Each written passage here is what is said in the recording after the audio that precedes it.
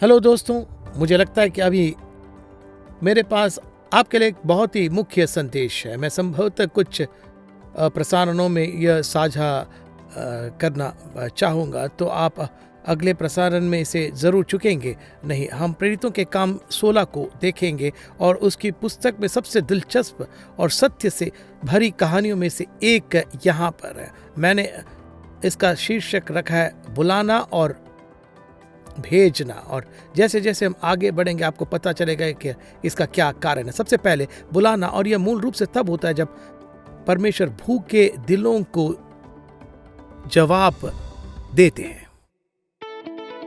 हाय, मैं बेलस कॉलनी हूँ। जीवन में हम सब अनिश्चितता देखते हैं, फिर चाहे वो आर्थिक समस्या हो, रिश्ते में दरार हो, स्वास्थ्य समस्या हो, या फिर आपके उद्देश्य को जानने की बात हो। एक बात तो पक्की है, परमेश्वर आपको देख रहे हैं, वो आपको चाहते हैं, पर चाहे आप किसी भी सामना क्यों न कर रहे हो, उसके पास उसका जवाब है।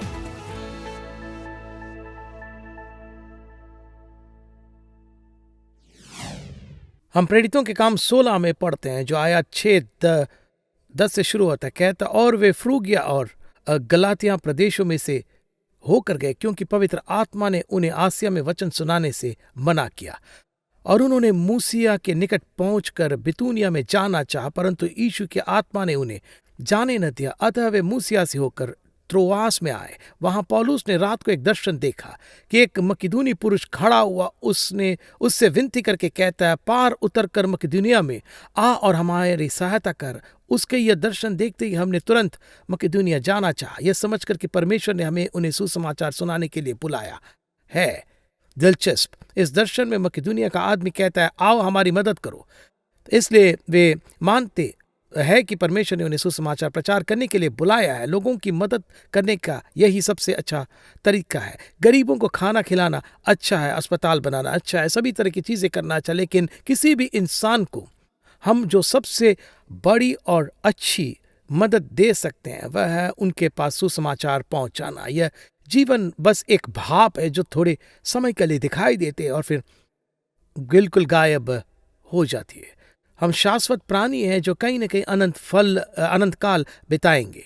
अगर मैं किसी की शारीरिक मदद करता हूं तो यह अद्भुत है। अगर मैं सामाजिक मदद करता हूं तो अद्भुत है, यह सराहनीय है, महान भी है लोग। लेकिन सबसे मुख्य यह है कि मैं उनकी अनंत काल तक मदद करूं।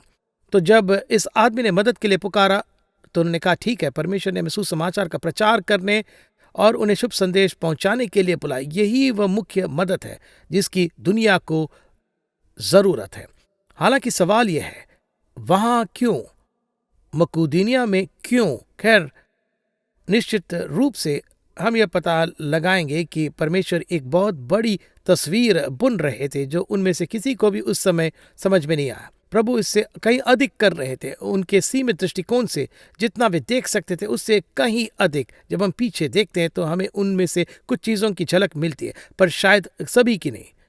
अगर आप वास्तव में इसके सबसे तात्कालिक कारण एक सीमित रखना चाहते हैं तो ये इसलिए था क्योंकि वहाँ भूखे दिलों की पुकार थी। वे इस आदमी के दर्शन में सन्निहित थे जिसने कहा कि आओ हमारी मदद करो। वह कई भूखे दिलों की पुकार का प्रतिनिधित्व कर रहा था। अगर आपने मुझे एक किशोर के रूप में, मेरे 20 के दशक में एक युवा के रूप में देखा होता तो आप शायद सोचते, यार ऐसे आदमी के लिए कोई उम्मीद नहीं।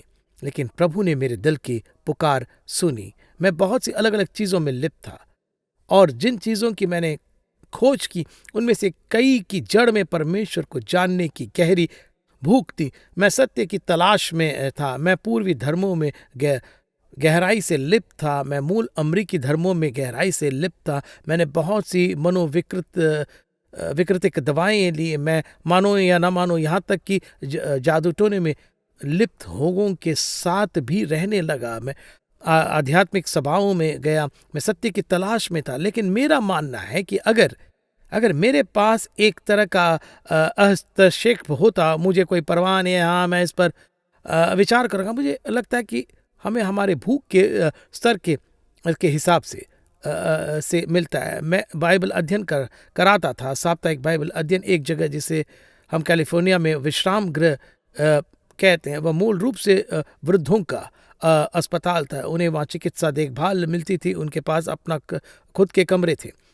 उनमें से कई लोग अस्पताल के बिस्तर पर ही रहते थे। उनमें से अधिकांश को उनका परिवार लगभग भुला चुका था। उनके पास कोई नहीं था जो उनसे मिलने आता था। मैं एक दिन अपने गिटार के साथ वहाँ गया और मैंने डेस्क पर बैठी महिला से पूछा, मैंने पूछा क्या आप चाहते हैं कि वृद्ध लोगों से कोई आकर मिले तो मैं गीत गा सकता हूँ। मतलब उसने मुझे कॉलर से पकड़ लिया और मुझे घसीटते हुए कहा कि बिल्कुल, हमें इसकी बिल्कुल ज़रूरत है। इसलिए मैंने अपना कमरा दर कमरा जाने लगा और मैंने सभी पुराने भजन सीखे और हम एक मसीही गीत गाते थे।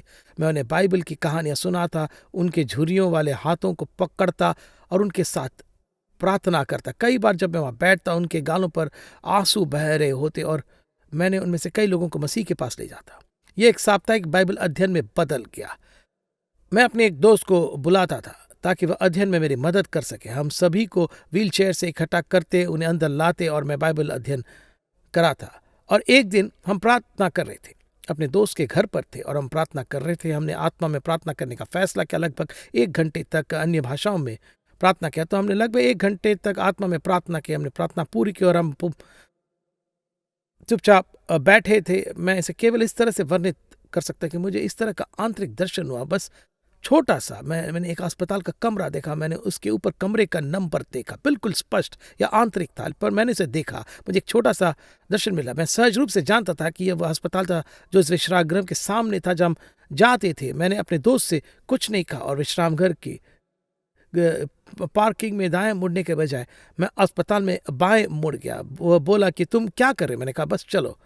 मैंने उसे नहीं बताया कि क्या हो रहा है। हमने गाड़ी पार्क की। ईमानदारी से जब मैंने उस कमरे और उसके ऊपर कमरे के नंबर को देखा तो मैंने खुद से सोचा यह नहीं हो सकता, बिल्कुल नहीं हो सकते। कमरा 429 या ऐसा कुछ था।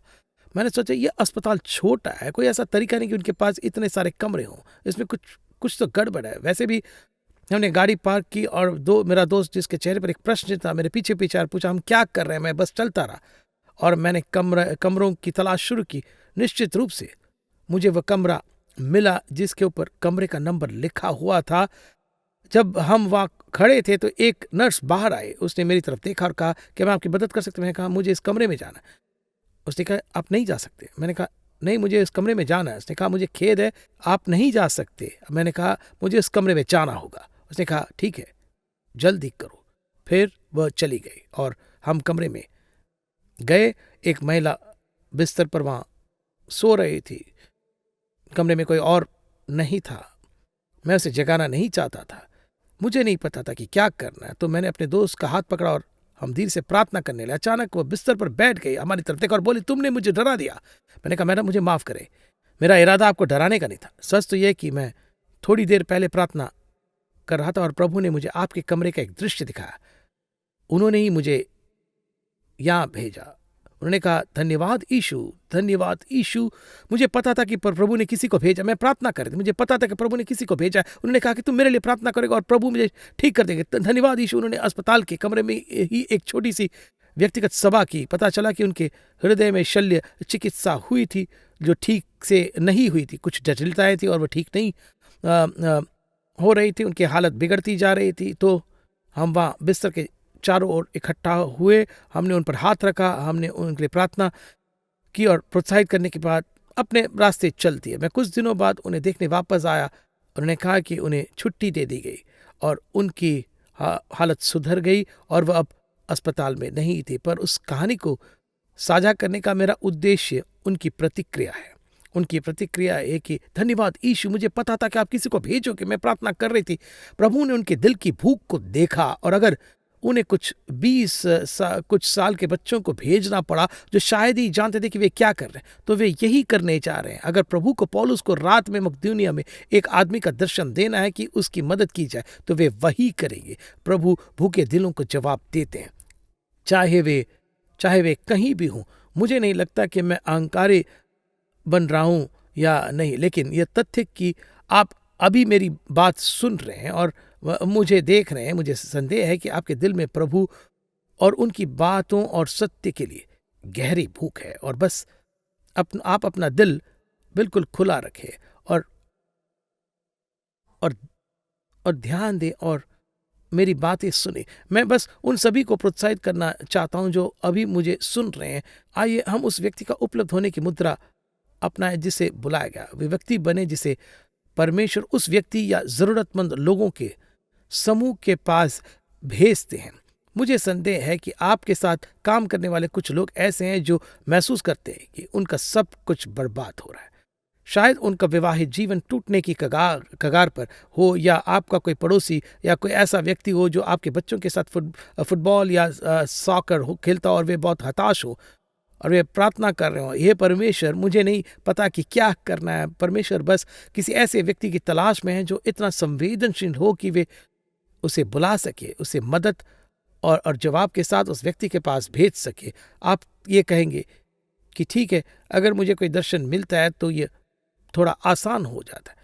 मैं समझ सकता हूं कि परमेश्वर मुझे किसके पास भेजना चाहते हैं। तो ठीक है, आपको दर्शन मिल सकता है या शायद न मिले, लेकिन सच्चाई यह है कि इस कहानी में जो हमने अभी पढ़ी, हालांकि पौलुस को दर्शन मिला था, लेकिन ज्यादातर मार्गदर्शन बहुत सूक्ष्म होते थे, लेकिन यह उतने ही अलौकिक भी थे। वे एशिया यानी एशिया माइनर में जाना चाहते थे, पर उन्हें पवित्र आत्मा ने जाने से मना कर दिया था। वे बितूनिया जाना चाहते, लेकिन आत्मा ने उन्हें जाने नहीं दिया।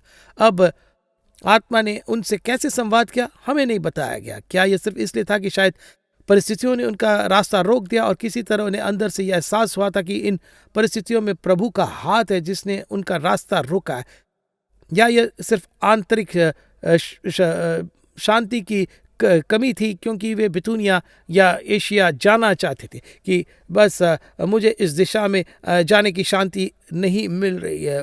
तो बाइबल कुलिस्सियों 3:15 में कहती है कि पवित्र आत्मा शांति के जरिए काम करते। उसने कहा और मसीह की शांति जिसके लिए तुम एक देह होकर बुलाए भी गए हो, तुम्हारे हृदय में राज्य करे और तुम धन्यवादी बने रहो। अब मैंने वास्तव में इसे एम्पलीफाइड क्लासिक से पढ़ा है। यह सिर्फ इतना कहता है कि प्रभु की शांति को अपने हृदय में राज करने दो। शब्द शासन यूनानी शब्द शाब्दिक रूप से एक निर्णायक के लिए शब्द है जो सीमा से बाहर या भीतर निर्णय लेता है। यह सीमा से बाहर यह उचित क्षेत्र है। चलते रहो और मसीह की शांति जिसके लिए तुम एक देह होकर बुलाए भी गए तुम्हारे हृदय में राज्य करे और तुम धन्यवादी बने रहो। तो विचार यह है कि जब मैं कहीं जाने या कुछ करने के बारे में प्रार्थना करता हूं तो और आंतरिक रूप से झुकता हूं तो मुझे शांति मिलती है। निर्णायक एक निर्णय दे रहा है, यह अलौकिक मार्गदर्शन है। या अगर मैं किसी खास काम को करने या व्यापारिक बातचीत या रिश्ते में प्रवेश करने के विषय पर प्रार्थना कर रहा और अंदर से परेशान हूं तो मेरे पास शांति नहीं है। दोस्तों, इसे अनदेखा करने की कोशिश न करें। यह उसे सुने। यह उन तरीकों में से एक है जिसे पवित्र आत्मा हमसे बात करते हैं। नीति वचन की पुस्तक में लिखा है कि ज्ञान के सभी मार्ग शांति से है। यदि आप ज्ञान के मार्ग पर चल रहे हैं तो आंतरिक शांति मिलती है। इसका मतलब यह नहीं है कि बाहरी मुश्किलें नहीं आएंगी, पर अगर आप सही मार्ग पर हैं तो दिल में आंतरिक शांति मिलती है। तो आपको परमेश्वर द्वारा बुलाए जाने और किसी की मदद करने के लिए, उनके द्वारा इस्तेमाल किए जाने के लिए किसी दर्शन की जरूरत नहीं है। कभी कभी उनका निर्देश फिर से कहीं अधिक सूक्ष्म होता है। दिलचस्प है, जैसे कि आप अगले 2 आयत 11 और 12 में पढ़ते हैं। ये कहता है, तो इसलिए त्रोआस से जहाज खोलकर हम सीधे सुमात्रा के और दूसरे दिन नियापोलिस में आए। फिर वे फिलिपी शहर में पहुंचे। यह दिलचस्प भाषा है। इसमें लिखा है कि हमने एक सीधा रास्ता तय किया है। यह वास्तव में यूनानी भाषा में एक समुद्री शब्द है और यह सिर्फ एक छोटा विचार है। यह आपकी मदद कर सकता है। यह यूनानी भाषा में एक समुद्री शब्द है और इसका शाब्दिक अर्थ है हवा के आगे। मतलब जब वे उस स्थान पर पहुंचे जहां परमेश्वर उन्हें ले जाना चाहते थे तो ऐसा लगा कि प्रकृति भी उनका साथ दे रही थी और उन्हें उनके रास्ते पर तेजी से आगे बढ़ा रही थी। और अगर हम यात्रा के विवरण को पढ़े तो जब वे पार हुए तो उन्हें 2 दिन लगे क्योंकि वे हवा के साथ नौकायन कर रहे थे। लेकिन प्रेरितों के काम 20:6 में उसी मार्ग को पूरा करने में 5 दिन लगे थे। तो इसका मतलब क्या है? 2 दिन 5 दिन एक ही मार्ग। कभी कभी आप राजा के काम पर होते हैं तो हवा आपके पीछे होती है, और कभी कभी आप जब राजा के काम पर होते हैं तो हवा आपके सामने होती है।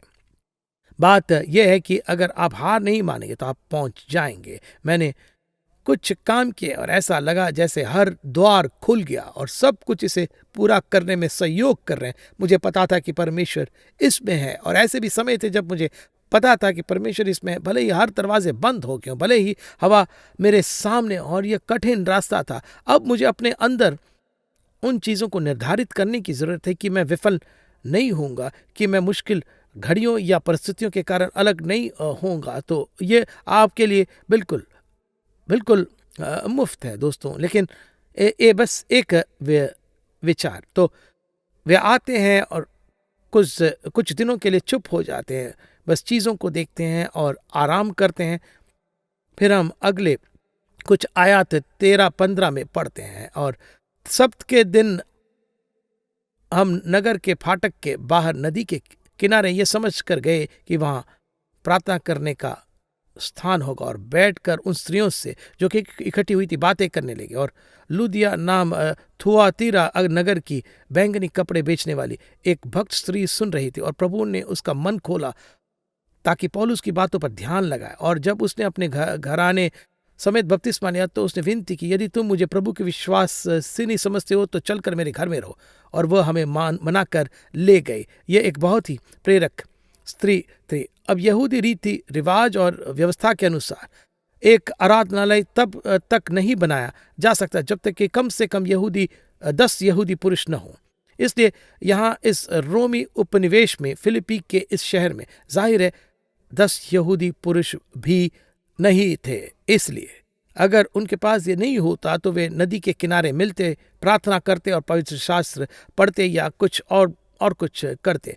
लेकिन यहाँ तो सिर्फ महिलाएं, तो जाहिर है इसमें कोई पुरुष भी शामिल नहीं है। तो पौलुस और सिलास नदी के किनारे आते हैं और वे सुसमाचार साझा करते हैं। प्रभु लीडिया के दिल को खोलते हैं, फिर वो तुरंत अपना घर खोलती है। परमेश्वर उसके दिल को खोलते हैं, वो अपना घर खोलती है और वो अपना बटुआ खोलती है। यह दिलचस्प है क्योंकि हम इसमें लिखा है कि वह थियातिरा शहर से है जो अपने बैंगनी रंग के लिए यहाँ जाना जाता था। वहाँ यहाँ वास्तव में एक रंगाई संघ था जो कि एक बहुत ही आकर्षक व्यवसाय था। थियातिरा से कपड़ों को रंगने वाले इस विशेष बैंगनी रंग का उपयोग रोमी चोगे के लिए किया जाता था। इसे वास्तव में शाही बैंगनी कहा जाता था। हम आज भी उस वाक्यांश का उपयोग करते हैं। यह महिला जाहिर तौर पर बहुत अमीर थी, उसके पास घरेलू नौकर थे, अपने नौकरों और अपने नए मेहमानों के लिए पर्याप्त बड़ा घर था। तो उसका यह व्यवसाय था कि वह फिलिपी में बैंगनी रंग के कपड़े लाए। वह एक बहुत यात्रा करने वाली महिला थी, धनी महिला थी, लेकिन दिलचस्पी थी। यदि आप मानचित्र पर देखेंगे तो थुआतीरा ठीक उसी क्षेत्र में है जिसे वे एशिया कहते हैं, जहां पौलुस ने जाने की कोशिश की थी और पवित्र आत्मा ने उसे मना किया था। तो आप देखिए, परमेश्वर की दूसरी योजना है। कोई भी ये सब नहीं कर सकता, कोई भी ये सब नहीं बना सकता, कोई भी हर जगह नहीं हो सकता। तो अब सुसमाचार स्पष्ट रूप से लीडिया के व्यापारिक संबंधों के माध्यम से वहां पहुंचाया जाना था। तो परमेश्वर के पास सुसमाचार को वहां पहुंचाने का एक और तरीका है। इसके अलावा फिलिपी के शहर का नाम मकदूनिया के फिलिपियुस के नाम पर रखा गया था, जो सिकंदर महान का पिता था। यह एक बहुत ही रणनीतिक शहर था। कई रणनीतिक लड़ाइयां वहां लड़ी गई क्योंकि फिलिपींस से यूरोप और एशिया के बीच के सड़क पर कब्जा करना संभव था। और लीडिया यूरोप की सबसे पहली मन परिवर्तित महिला थी। यूरोप की सबसे पहली मन परिवर्तित महिला। कुछ इतिहासकार लीडिया का उल्लेख करते हैं, जैसा कि मैं समझता हूं कुछ धर्मनिरपेक्ष इतिहासकार भी उनके मन परिवर्तन को पश्चिमी सभ्यता का निर्णायक मोड़ बताते हैं। यह कोई छोटी बात नहीं है दोस्तों। हमें आंकड़ों के गुलाम नहीं बनना चाहिए और अपनी सफलता को मसीह के पास आए लोगों की संख्या से नहीं मापना चाहिए। तो निश्चित रूप से संख्याएं महत्वपूर्ण है क्योंकि वे लोगों का प्रतिनिधित्व करती है। लेकिन अब पता है कि सुसमाचार केवल उन व्यक्तियों की कहानियों से भरे हुए हैं जिनकी यीशु ने सेवा की।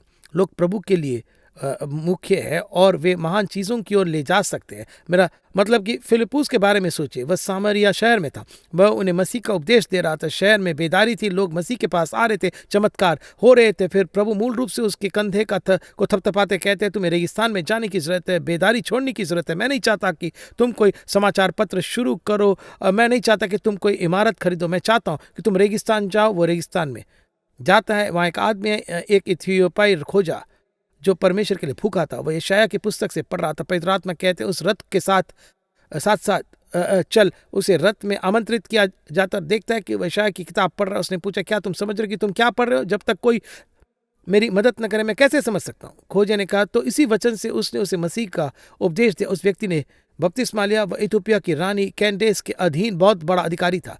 तो हाँ, यहाँ एक व्यक्ति है, लेकिन एक व्यक्ति सुसमाचार को शाही घराने में ले जाने वाला है। इथियोपिया प्रभावित हुआ और वो आज भी प्रभावित है। यह उस एक व्यक्ति के मन परिवर्तन के कारण हुआ था। तो हाँ, वे फिलिपी शहर में गए, उनके पास एक दर्शन था, लेकिन गाड़ी भरकर लोगों ने उद्धार नहीं पाया। वे सैकड़ों की संख्या में नहीं बचाए गए।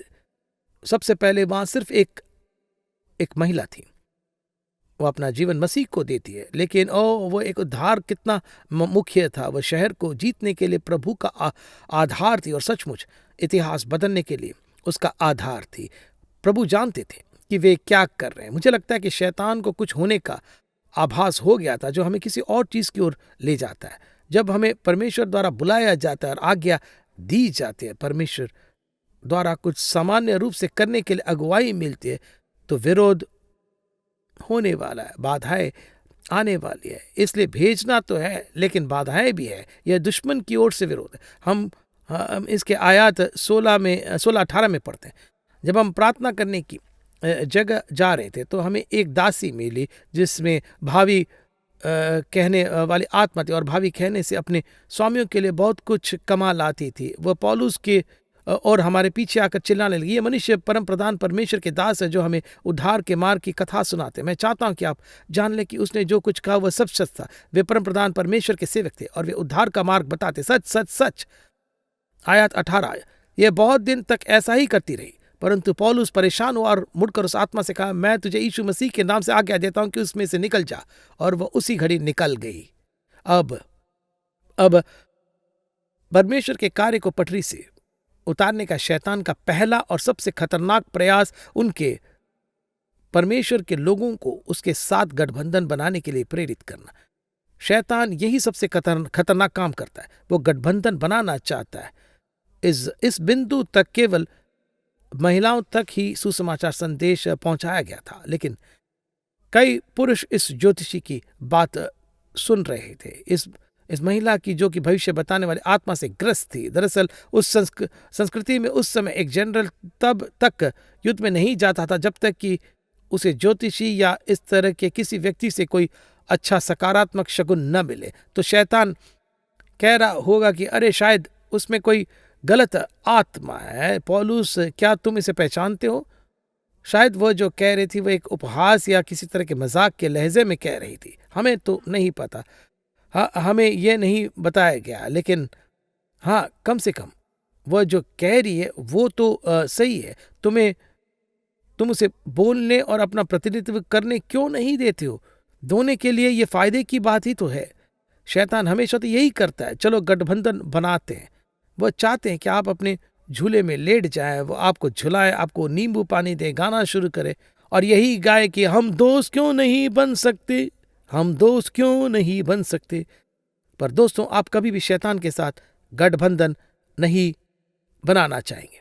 आप ये कभी नहीं करना चाहेंगे। और मेरी बात सुनिए, पौलुस ने बचाए जाने से पहले ये बहुत ही सामान्य प्रार्थना की होगी।